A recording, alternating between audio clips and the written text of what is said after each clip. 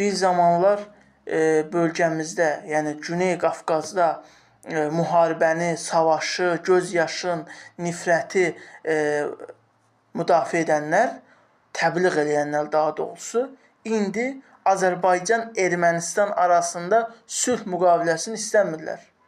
Görəsən niyə? Niyə istəmirlər bölgədə sülh olsun, əmin-amanlıq olsun? Çünki əgər Güney Qafqaz bölgəsində əmin-amanlıq, sülh, barış olduğu zaman bunlar qazana bilməyəcəklər. Onun üçün də onlar, həmin o qüvvələrin başında da Fransa durur.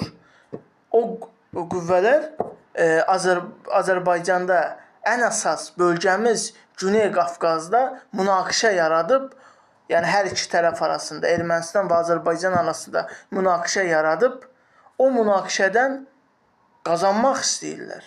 Necə ki, Dağlıq Qarabağ. Bir zamanlar Dağlıq Qarabağ münaqişəsindən bu qüvvələr qazandı.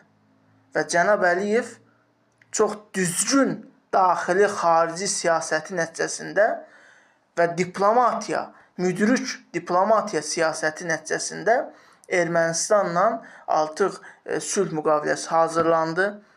Artıq Ermənistan-Azərbaycan arasında sülh imzalanacaq və hər iki tərəf qazanacaqdır. Həm Ermənistan tərəfi, həm Azərbaycan tərəfi burada qazanacaqdır. Qarşılıqlı şəkildə səfirliklər, konsulluqlar, nümayəndəliklər atanacaqdır. Qarşılıqlı şəkildə iqtisadi forumlar təşkil olunacaqdır. Və qarşılıqlı şəkildə hər iki dövlət bölgədə sülhü qoruyacaqdır. Yəni, Fransa kimi imperializmi təbliğ edən ölkələr artıq qıraqda qalmışdır. Artıq dünyanın super güc dövlətlərindən olan Amerika Azərbaycanın bu sülh siyasətini dəstəkləmişdir.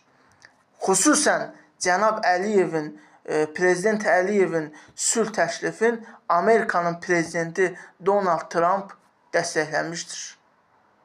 Yəni, bu Azərbaycanın daha bir uğurudur, daha bir möhtəşəm bir uğurudur. Onun üçün biz hər zaman rəhbərimiz Əliyevin ətrafında birləşmişik, dövlətimizin də hər zaman yanındayıq.